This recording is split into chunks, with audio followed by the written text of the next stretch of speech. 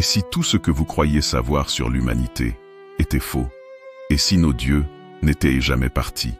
Si, au-dessus de nous, dans l'ombre des étoiles, une sentence millénaire attendait d'être prononcée sur l'espèce humaine?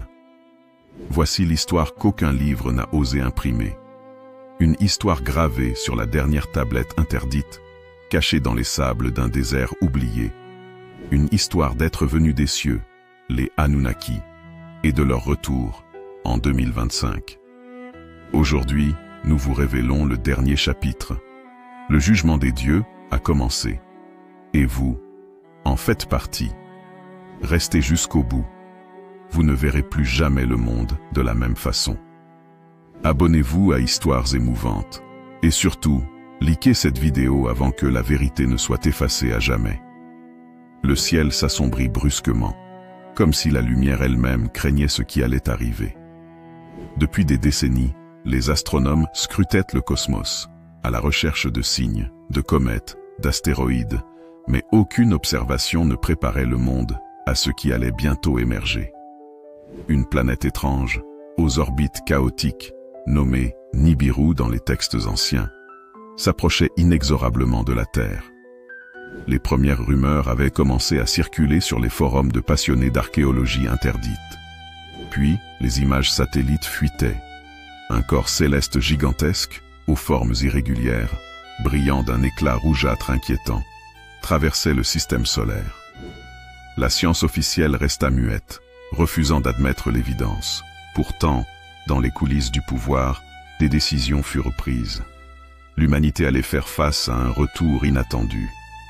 Mais qui étaient ces dieux venus de Nibiru? Pourquoi leur venue annoncerait-elle un jugement?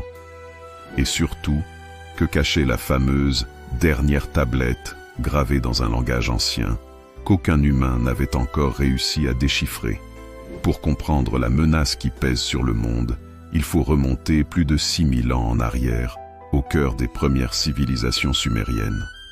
Ces peuples anciens parlaient d'êtres venus des cieux, les Anunnaki, des géants au pouvoir divin, descendus sur Terre pour façonner l'humanité. Selon les mythes retrouvés sur des tablettes d'argile, ces dieux extraterrestres auraient créé l'homme comme une race d'esclaves, destinée à extraire les précieuses ressources de la Terre. Leur cité d'origine, Nibiru, n'était pas une légende. Ce monde mystérieux était décrit comme une planète au cycle orbital long et erratique, apparaissant périodiquement dans notre ciel tous les 3600 ans environ. Chaque retour s'accompagnait de cataclysmes, de bouleversements terrestres et de renversements de pouvoir. Mais les Anunnaki ne se limitaient pas à des conquérants. Ils étaient aussi juges et arbitres, détenteurs d'une justice cosmique. Leur dernière venue dans notre monde n'avait pas laissé que des ruines, mais une prophétie gravée sur une tablette unique, rédigée dans un langage codé, qu'ils avaient confié à leurs prêtres. Cette tablette, baptisée la dernière tablette, contenait le verdict final, un jugement divin qui déciderait du sort de l'humanité lors de leur prochain passage. Les siècles passèrent. La science moderne trouva des vestiges des Anunnaki dans les ruines de sites antiques, des formes inexplicables, des technologies avancées, des symboles mystérieux. Mais personne ne réussit à percer le secret de cette tablette sacrée, ni à décrypter son message. Jusqu'à ce qu'un groupe d'archéologues, mené par la brillante et controversée docteure Lila Moreau, découvre dans une caverne sibérienne un fragment de cette tablette. La pierre, recouverte de signes cryptiques et de reliefs étranges, semblait vibrer d'une énergie ancienne. En examinant le fragment, Lila découvrit un schéma inédit. Une carte céleste, une série de dates précises, et surtout, une prophétie annonçant l'année 2025 comme l'échéance ultime. Cette année, disait le texte, les Anunnaki reviendraient pour juger l'humanité, pour déterminer si les hommes étaient dignes de continuer à exister sur Terre. La révélation fit l'effet d'une bombe dans le monde scientifique et politique. Des agences secrètes s'activèrent, tandis que certains groupes religieux voyaient là la confirmation d'anciennes croyances. Le calendrier s'accéléra. Des phénomènes inexpliqués se multiplièrent. Des tremblements de terre d'une rare intensité, des éruptions volcaniques, des disparitions massives d'animaux. Le climat mondial se dérégla avec une violence inédite. Certains voyaient dans ces événements les prémices du jugement annoncé. Parallèlement, des témoins affirmaient avoir vu dans le ciel des lumières étranges, des formes incompréhensibles, comme si une présence surveillait la Terre. Les réseaux sociaux se peuplèrent de vidéos amateurs où l'on devinait des silhouettes gigantesques se mouvant dans les nuages. Le monde se trouvait à un carrefour. Entre peur et fascination, beaucoup se demandaient « Que veulent vraiment les Anunnaki? Seront-ils bienveillants ou leur jugement sera-t-il une sentence implacable ?» Dr Lila Moreau, devenue la gardienne involontaire du secret, se lança dans une course contre la montre pour décrypter la totalité de la tablette, espérant trouver un moyen de négocier avec ses anciens dieux. Mais plus elle avançait dans sa quête, plus elle comprenait que la vérité serait bien plus complexe et plus terrifiante qu'elle ne l'avait imaginé. Alors que la date fatidique approchait, la société humaine se fracturait. Certains groupes se préparaient à l'extinction, d'autres formaient des cultes dédiés à l'adoration des Anunnaki, croyant que leur venue serait une rédemption. Les gouvernements, eux, restaient en grande partie silencieux, oscillant entre déni et contrôle. Des zones militaires secrètes furent mises en place, des dispositifs technologiques déployés pour tenter de capter ou repousser l'influence des visiteurs célestes. Mais rien ne semblait pouvoir arrêter l'inévitable. Lila savait au fond d'elle que l'humanité était en train d'entrer dans une ère nouvelle, que ce 2025 ne serait pas simplement une date, mais une fracture dans le temps, une porte vers un jugement qui changerait à jamais la destinée de la Terre. Alors que la planète Nibiru se rapprochait inexorablement, le voile des millénaires se levait enfin. Le retour des Anunnaki n'était plus une légende, mais une réalité imminente. Le mystère de la dernière tablette, porteuse du jugement des dieux, allait s'ouvrir devant des millions d'êtres humains terrifiés et fascinés. Et vous, êtes-vous prêt à découvrir ce qui se cache derrière le jugement ultime, à comprendre les secrets qui pourraient sauver ou condamner l'humanité? Depuis la découverte du fragment sibérien, Dr Lila Moreau était devenu le centre d'une tempête mondiale. Son laboratoire, situé dans une base secrète aux confins de l'Alaska, était devenu une forteresse où convergèrent archéologues, linguistes, experts en cryptologie et même astrophysiciens. Leur mission, déchiffrer le message complet de la dernière tablette avant l'échéance fatidique de 2025. Le texte, gravé en caractères cunéiformes et entrelacé de symboles inconnus, résistait à toutes les tentatives. Pourtant, des bribes d'informations commençaient à émerger. La tablette n'était pas qu'un simple verdict divin. Elle contenait un récit, un avertissement, mais aussi une clé pour survivre au jugement. Mais le temps jouait contre eux. Plus les jours passaient, plus les phénomènes climatiques et géophysiques s'intensifiaient. Le monde semblait en proie à une colère cosmique, comme si la nature elle-même répondait à une menace ancienne. Alors que l'équipe de Lila avançait dans son travail, des forces obscures s'activèrent en coulisses. Des agences gouvernementales secrètes, craignant que la vérité ne déstabilise l'ordre mondial, commencèrent à infiltrer le groupe de chercheurs. Des membres furent soudoyés, d'autres intimidés. Des rumeurs de sabotage circulèrent, des données disparues, des laboratoires incendiés, des témoins menacés. Le danger n'était plus seulement dans le ciel ou sous la terre, mais dans l'ombre même des hommes. Un mystérieux homme connu sous le nom de Sumer apparut alors. Ancien officier d'une agence clandestine, il prétendait détenir des informations capitales sur les Anunnaki et sur le vrai sens de la tablette. Sa venue sema le trouble dans le groupe. Était-il un allié ou un agent provocateur? Lila, malgré sa méfiance, décida de l'écouter. Sumer lui révéla que la tablette contenait des instructions pour activer un artefact ancestral, caché quelque part sur Terre, capable d'influencer le jugement à venir. Mais pour cela, il fallait comprendre un langage oublié depuis des millénaires, celui des Anunnaki eux-mêmes. Avec l'aide de Sumer et d'un linguiste excentrique, le professeur Amon-Ra, l'équipe entreprit un travail titanesque, recréer la langue perdue des Anunnaki, un mélange de sons, de glyphes et de fréquences vibratoires. Cette langue n'était pas uniquement un moyen de communication, elle portait une énergie, un pouvoir, capable de modifier la réalité.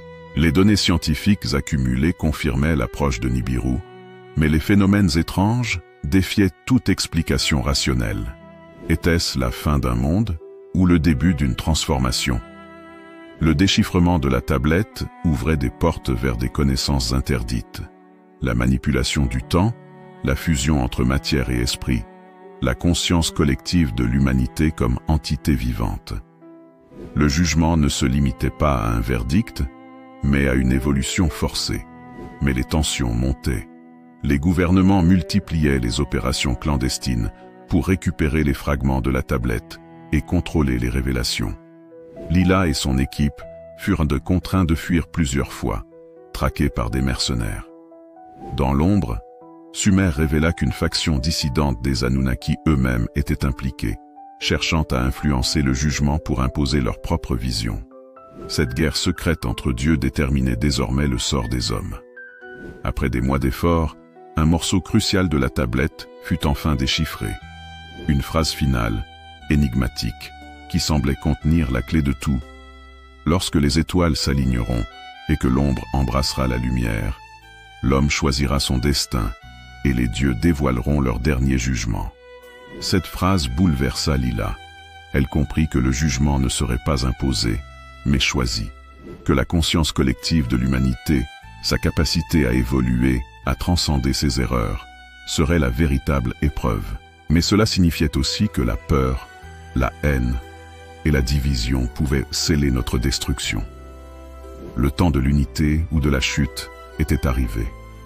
Au terme de cette course effrénée entre science, mysticisme et complot, la dernière tablette révélait ses secrets par fragments, mais aussi ses dangers terrifiants. L'humanité se trouvait face à un miroir. Son avenir dépendrait de son courage à affronter ses propres démons et à embrasser la lumière.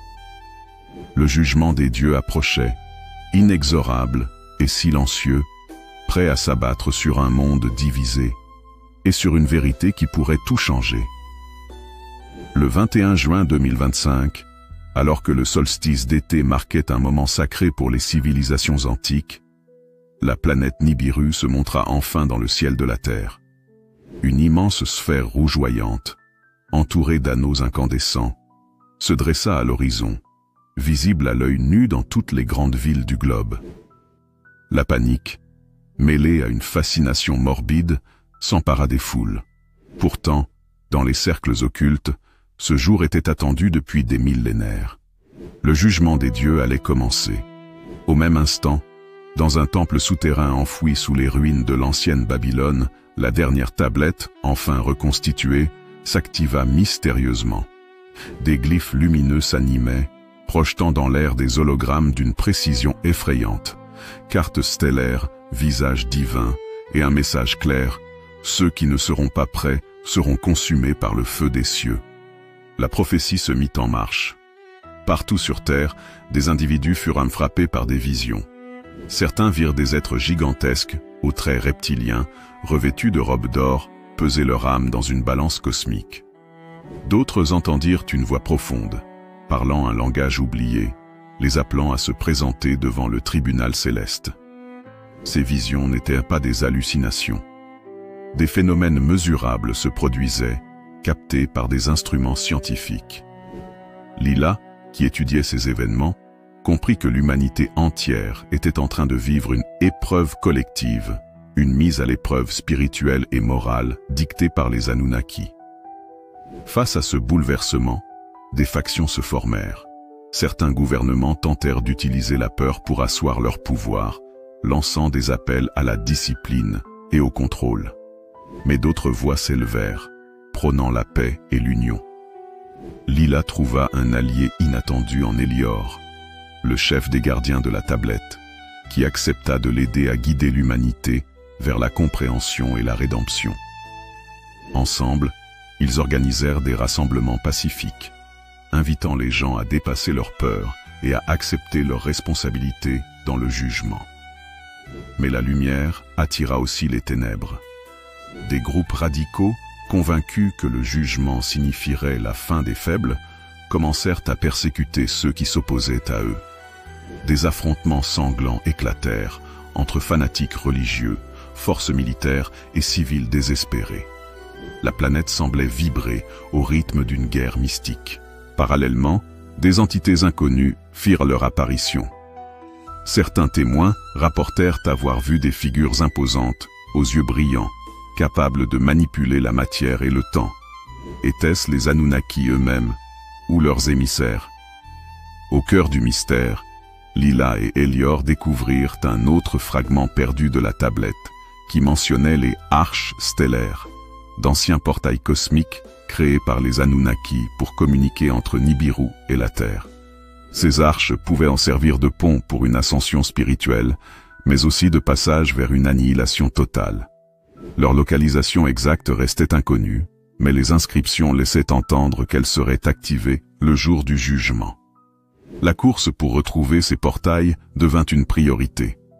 Plusieurs équipes, y compris des factions militaires secrètes, partirent à leur recherche dans des endroits aussi divers que l'Antarctique, les déserts d'Arabie et les profondeurs de l'océan Pacifique. Alors que les premiers jours de juillet 2025 arrivaient, le monde semblait suspendu à un souffle. Le jugement était imminent. Lila, confrontée à une vérité bouleversante, comprit que le jugement des Anunnaki ne dépendait pas d'une force extérieure, mais de la capacité humaine à s'unir, à dépasser ses limites et à embrasser une conscience collective nouvelle. Le dernier message de la tablette était clair. Celui qui choisit la lumière transcendra la matière, celui qui s'accroche à l'ombre périra dans l'éternité du néant. Une épreuve finale se préparait, mais elle n'était pas simplement cosmique ou technologique. Elle était spirituelle. Chaque homme, chaque femme, devait décider quel camp choisir. Le jugement des dieux avait commencé, non pas comme un cataclysme aveugle, mais comme une invitation à la renaissance. Mais cette renaissance n'était pas assurée. Elle dépendait des choix de chacun. Face à une destinée incertaine, l'humanité se retrouvait au bord d'un abîme, entre destruction et salut. Le 15 juillet 2025, un calme étrange s'était abattu sur la planète. Après des semaines de chaos, d'épreuves et de luttes, la planète Nibiru occupait désormais une position dominante dans le ciel nocturne. Sa lumière rougeoyante baignait la Terre d'une lueur irréelle. Dans les centres de pouvoir, le silence régnait, mais une tension palpable suspendait chaque respiration. Le moment tant redouté approchait, celui où le jugement des Anunnaki, porté par la mystérieuse dernière tablette, serait révélé. Lila Moreau et Elior, entourés d'une poignée de fidèles, s'étaient réunis dans l'ancien temple de Sumer, là où la tablette avait été reconstituée. Ils savaient que la décision ne dépendait plus seulement d'eux, mais de toute l'humanité. À l'instant précis où les astres s'alignèrent, selon la prophétie gravée sur la tablette, un phénomène spectaculaire se produisit. Les arches stellaires, dissimulées depuis des millénaires, s'activèrent simultanément. Ces portails d'énergie pure s'ouvrirent comme des portes célestes, révélant des passages lumineux entre les mondes. Une voix ancienne résonna dans l'air, un écho venu du cosmos, que ceux qui sont prêts franchissent le seuil vers l'ère nouvelle, que les autres subissent le jugement éternel. À travers ces arches, des silhouettes majestueuses apparurent, les Anunnaki eux-mêmes, puissants et impressionnants, enveloppés d'une aura divine. Leur regard pesait sur la terre, scrutant l'âme collective des hommes. Le jugement commença. À l'échelle mondiale, des ondes vibratoires parcoururent la planète, réveillant chez chacun des souvenirs, des émotions, des vérités profondes.